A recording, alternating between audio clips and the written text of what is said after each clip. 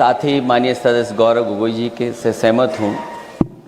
बहुत सारे महत्वपूर्ण उन्होंने बिंदु उठाए और अध्यक्ष महोदय,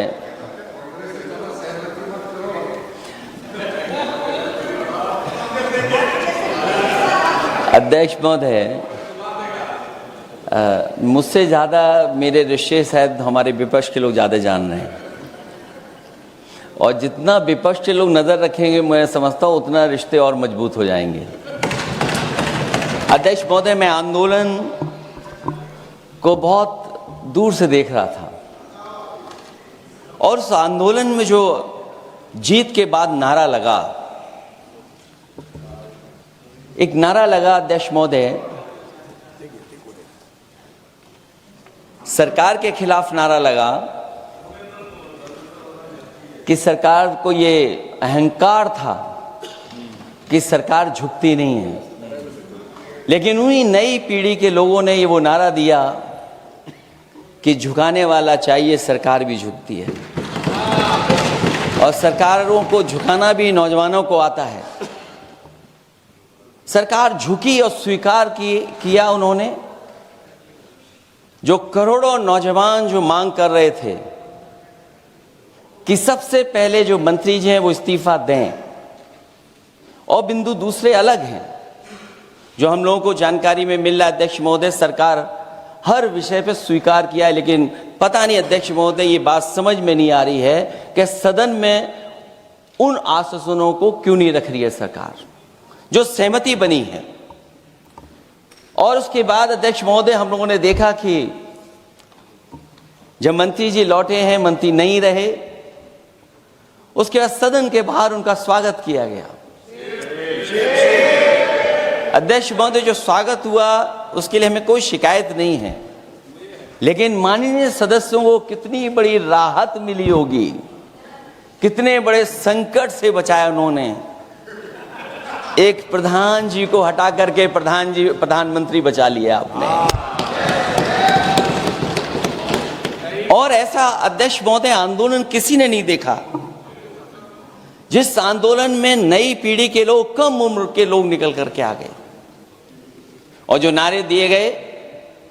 ये सरकार पिछले कई वर्षों से नकारात्मक प्रचार पर टिकी हुई थी, नकारात्मक राजनीति करती थी और न जाने कितने हजार करोड़ रुपए खर्च किए होंगे सरकार ने नकारात्मक राजनीति के लिए। लेकिन नई पीढ़ी को मैं बधाई देना चाहता हूं, उनके मनोबल को और उनकी एकता को, और जिस तरीके से उन्होंने प्रचार किया, अंततः सरकार को झुकना पड़ गया। भाजपा वचन नहीं देती, जुमला देती है। तो मुझे उम्मीद है कि सभी युवा नौजवानों का जो मांग की है उन्होंने, उन सभी मांगों को सरकार स्वीकार करेगी।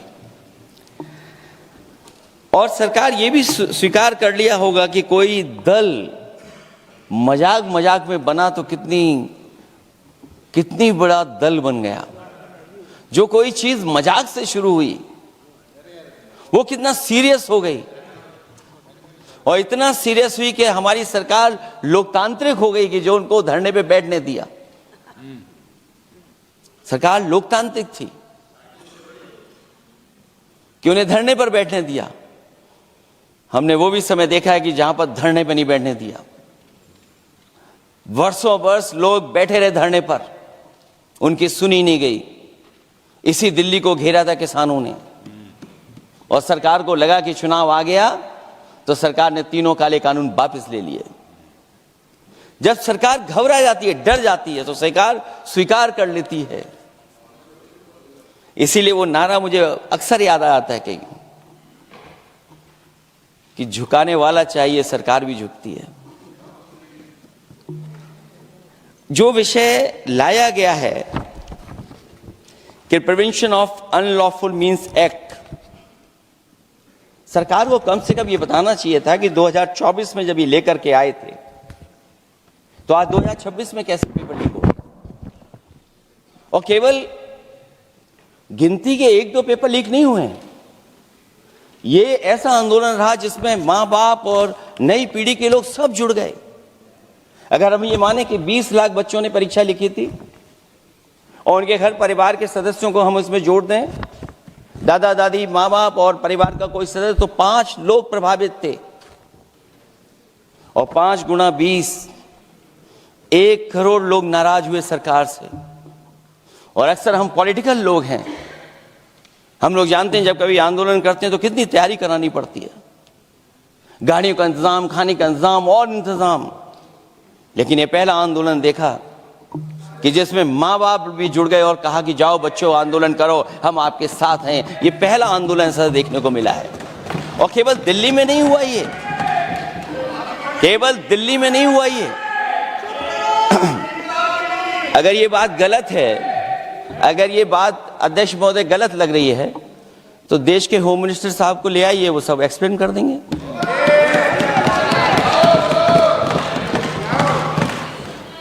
पहला आंदोलन जिसमें माँ बाप ने साथ दिया, क्योंकि परीक्षा से कितना दुखी हैं लोग। ये जो परीक्षाएं लीक हुई हैं, कई महीनों पहले ये किताब बना दी थी। और अध्यक्ष महोदय, जो लोग चढ़ावा चोरी नहीं बचा पाए, वो पेपर लीक कैसे बचा पाएंगे? जो भगवान के दरबार से दान गायब हो गया, दान चला गया, वो लोग पेपर लीक बचाएंगे? किस कानून को, जो कानून पहले बनाया उसी कानून का संशोधन करके लेकर आए? किसकी आंखों में आप धूल झोंक रहे हैं? और अगर कानून से बच रहा होता तो भाजपा की 10 साल की सरकार में 20 परीक्षाएं कैसे लीक हो गई? 20 परीक्षाएं लीक हुई अध्यक्ष महोदय, जिसमें कोर्ट तक जाना पड़ा, उसके बाद परीक्षा रद्द हुई है। दरोगा भर्ती का पेपर लीक हो गया, जूनियर इंजीनियरिंग के भर्ती का पेपर लीक हो गया, ग्राम विकास पंचायत अधिकारी का पर्चा लीक हो गया, नलकूप चालक भर्ती का, यूपी टीईटी का परीक्षा लीक हुआ। और एक बार नहीं हुआ, 3 बार पेपर लीक हुआ यूपी टेट का। हाई स्कूल बोर्ड का परीक्षा लीक कर दिया, इंटरमीडिएट की बोर्ड की परीक्षा लीक हुई, इंटरमीडिएट का फिर परीक्षा का लीक हुआ, कई बार हुई। सिपाही भर्ती लीक हुई। आप सोचिए कितनी परीक्षाएं लीक हुई हैं। और नीट परीक्षा कोई पहली बार लीक नहीं हुई, दोबारा लीक हो गई, कानून बनने के बाद लीक हुई। सहायक प्रोफेसर भर्ती लीक है, लेखपाल भर्ती लीक हुई। यूपी जैसे स्टेट, जो सबसे बड़ा स्टेट है, जहां से प्रधानमंत्री चुन करके आते हो, वहां तक पेपर लीक हो जा रहा है। और जो संस्था परीक्षा एग्जामिनेशन करा रही है, वो एनटीए में भी आउटसोर्स कर दिया आपने। हम विपक्ष के लोगों को तो डर ये लगता है अध्यक्ष महोदय, कहीं ऐसा ना हो कि ये पूरी सरकार को आउटसोर्स कर दें। आउटसोर्स सरकार है, जो सबसे विश्वसनीय संस्था है, उसमें आउटसोर्स पे आपने कर्मचारियों को रखा हुआ है।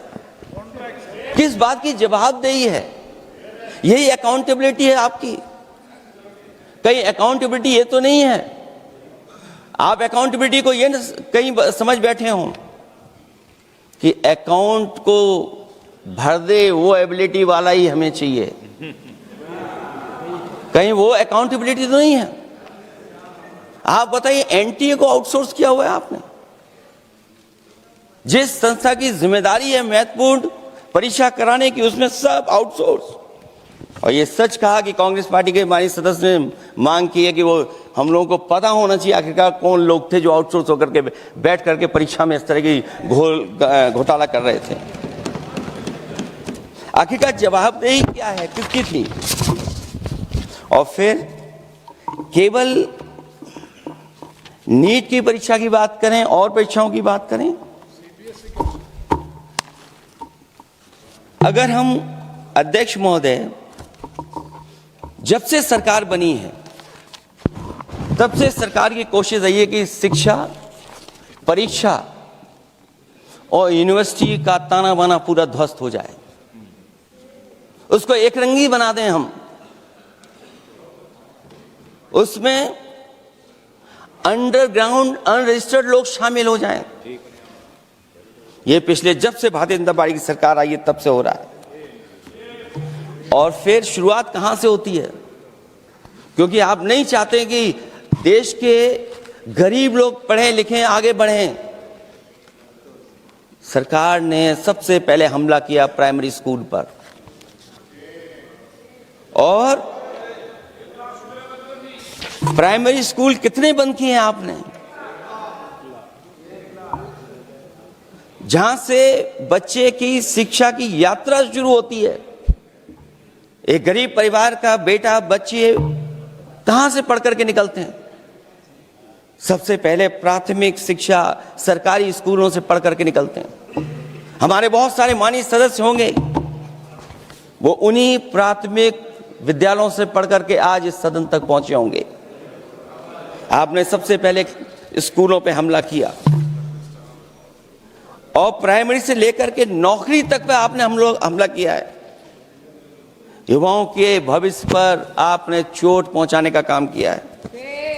और जो प्राइमरी स्कूल जो आपने बंद किए हैं, वो इसीलिए बंद किए हैं आपने कि पिछड़े, दलित और गरीब के वर्ग के परिवारों के बच्चे पढ़ लिख न जाएं। क्योंकि आज भी अगर हम देखते हैं प्राइमरी स्कूल में कौन पढ़ने जा रहा है? सबसे समाज के गरीब परिवार के बच्चे पढ़ करने जा रहे हैं।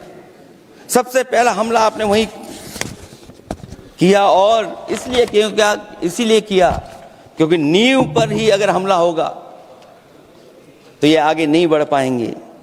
जो आंकड़े सरकार के बताए गए हैं, 1 लाख से ज्यादा सरकारी प्राइमरी स्कूल बंद कर दिए सरकार ने। और अगर ये बात गलत है तो हमें उम्मीद है सरकार इस पर भी जवाब देगी। और अगर हम आंकड़े निकालें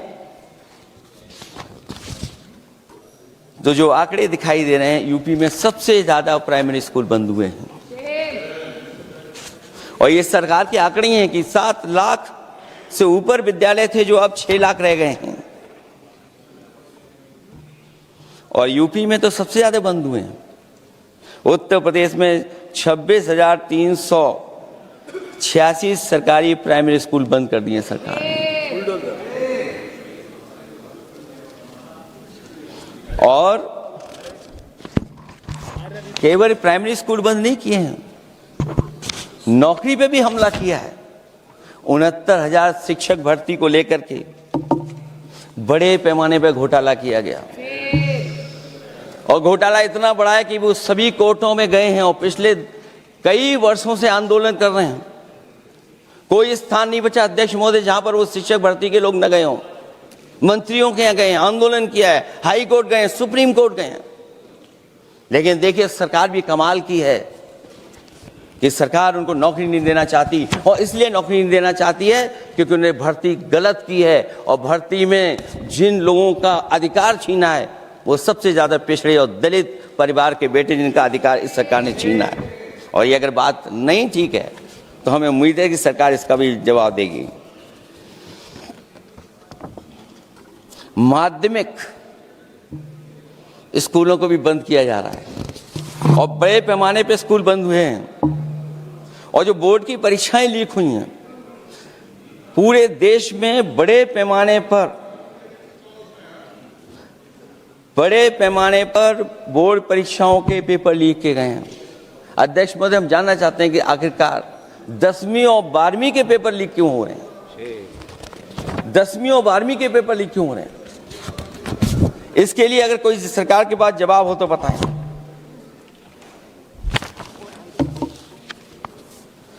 और जो बच्चियों ने जान दी है नीट की परीक्षा में, जब परीक्षा का पेपर लीक हो गया है, अध्यक्ष महोदय, मैं अपनी तरफ से, पार्टी की तरफ से और सभी की तरफ से उन्हें श्रद्धांजलि देता हूं। और हमें उम्मीद है कि सरकार उन बच्चों की मांग मानेगी जिन बच्चों ने ये शर्त रखी है कि उनके परिवार के लोगों को 1 करोड़ मुआवजा दिया जाए।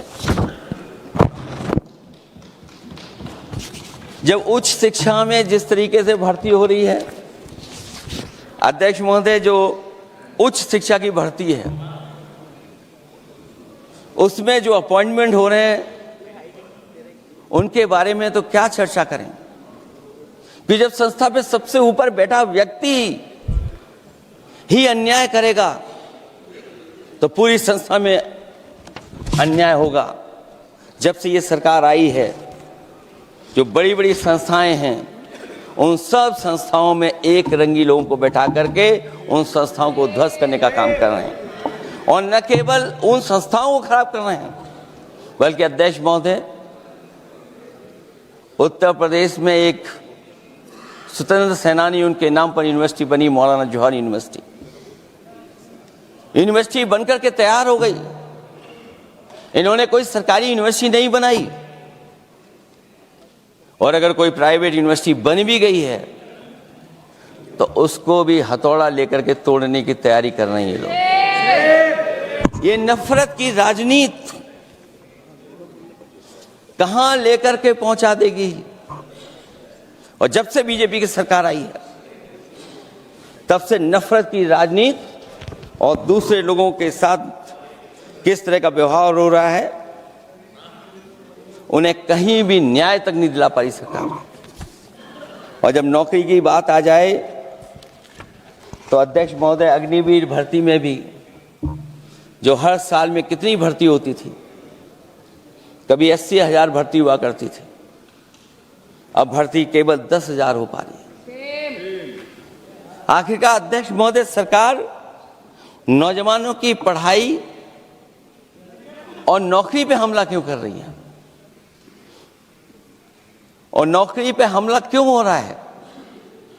जब आप ये कहते हैं कि हमारे नौजवान हमारी डेमोग्राफिक डिविडेंड बन करके आए हैं, कहीं यही नौजवान हमारी आपदा न बन जाए, इसके बारे में भी सरकार को सोचना चाहिए। और मैं ये जरूर कहना चाहता हूं कि अध्यक्ष महोदय, अगर शिक्षा अच्छी होगी, परीक्षा सच्ची होगी, तो तरक्की भी पक्की होगी। और ये तरक्की नहीं चाहते हैं, इसीलिए शिक्षा पर और परीक्षा पर हमला कर रहे हैं। मैं इन्हीं शब्दों के साथ अध्यक्ष महोदय आपका धन्यवाद देता हूं। और जो बिल लेकर के आए हैं आप, बिल तो 24 में भी लेकर के आए थे आप, जो 24 में बिल लेकर के आए, तो उसके बाद नीट परीक्षा का पेपर लीक क्यों हो गया, ये आप बता देना मंत्री जी। आपको एक कानून बनाने के बाद दूसरा कानून बनाना पड़ रहा है, ये क्या वजह है? और आपको मंत्री जी का स्वागत इसलिए करना पड़ रहा है कि आपको संकट से बचा लिया। और अगर अखिलेश जी तो समाजवादी है, मैं पूछना चाहता हूं कि छात्रों का आंदोलन के बाद सरकार उनका बात सुन के पार्लियामेंट में बिल लेके आता है, ये अच्छा है? या जो आंदोलन होता है तो उसको कुचलने के लिए देश में इमरजेंसी लगा देता है, वो अच्छा? आप बता दीजिए।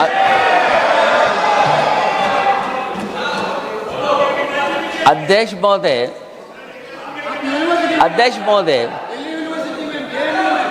महोदय, मैं इमरजेंसी को तो नहीं देखा हूं, लेकिन इमरजेंसी में क्या क्या हुआ है वो अभी दिल्ली की राजधानी में भी देखने को मिल गया है। आंसू के गैस के गोले और लकड़ी में लगा हुआ कुछ कील का और कांटे की चीजें, उस समय करंट नहीं लगाया जाता था, इस बार करंट लगाया गया। तो ये इमरजेंसी के बराबर ही हुआ है हमला, कम नहीं है। इमरजेंसी से कम अन्याय नहीं कर रहे हैं आप लोग। और याद करिए अध्यक्ष महोदय, अगर इमरजेंसी इन्हें याद आ गई है, अगर इमरजेंसी अध्यक्ष महोदय इन्हें याद आ गई है, तो इमरजेंसी के बाद भी परिवर्तन हुआ था, और हमें भरोसा है कि इसके बाद भी परिवर्तन होगा। और अध्यक्ष महोदय, मैं आखिरी में कहना चाहता हूं, कानून से नहीं, नियत साफ होगी तब नीट का परीक्षा साफ होगी। सवाल कानून का नहीं है, आपकी नियत साफ नहीं है।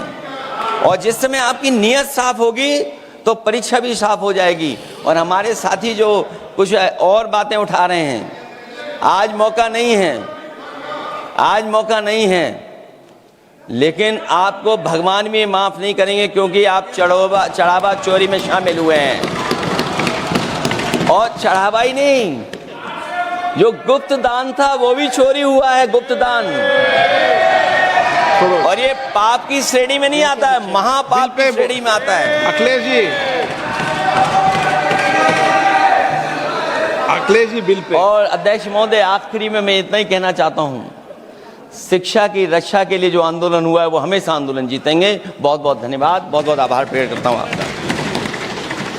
श्री अभिषेक बनर्जी।